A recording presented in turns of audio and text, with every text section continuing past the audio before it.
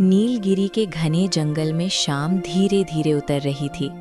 हवा में ठंडक थी और पेड़ों के पत्ते ऐसे सरसराते थे जैसे कोई डर की कहानी फुसफुसा रहा हो। इस जंगल का राजा था शेर सिंहराज। वो ताकतवर था लेकिन उतना ही निर्दयी भी। हर सुबह उसकी दहाड़ पूरे जंगल में गूंजती, जो भी मेरे लिए खाना नहीं लाएगा उसे मैं इस जंगल से निकाल दूंगा। उसकी इस बात से हर जानवर डर के साए में जी रहा था। जंगल में बहुत से जानवर थे, चालाक लोमड़ी, भोला हाथी, तेज हिरन, मासूम खरगोश, चंचल बंदर, शांत कछुआ, मेहनती चींटी, रंगीन मोर, डरपोक भेड़ और समझदार उल्लू। हर दिन कोई ना कोई जानवर अपनी मेहनत से खाना ढूंढकर शेर के पास लाता और खुद भूखा रह जाता। एक दिन छोटा सा खरगोश चीकू रोते हुए बोला, हम कब तक डरते रहेंगे? क्या हमारी जिंदगी बस शेर की सेवा करने के लिए है? हाथी मोती ने भारी आवाज में कहा, हम सब मिलकर भी उससे लड़ नहीं सकते, वो बहुत ताकतवर है।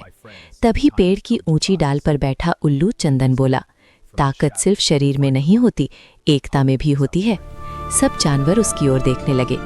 उल्लू धीरे से बोला, अगर हम सब एक हो जाएं तो सबसे बड़ा डर भी छोटा लगने लगेगा। उस रात पहली बार जंगल में डर के बजाय उम्मीद जगी। अगली सुबह शेर अपनी गुफा के बाहर बैठा इंतजार कर रहा था, लेकिन आज कोई जानवर खाना लेकर नहीं आया। उसकी आंखों में गुस्सा भर गया। आज किसकी हिम्मत हुई मेरी बात टालने की? वो दहाड़ते हुए जंगल में निकला और तभी उसने देखा सारे जानवर एक साथ खड़े थे। लोमड़ी आगे बढ़ी, अब हम डर कर नहीं जिएंगे।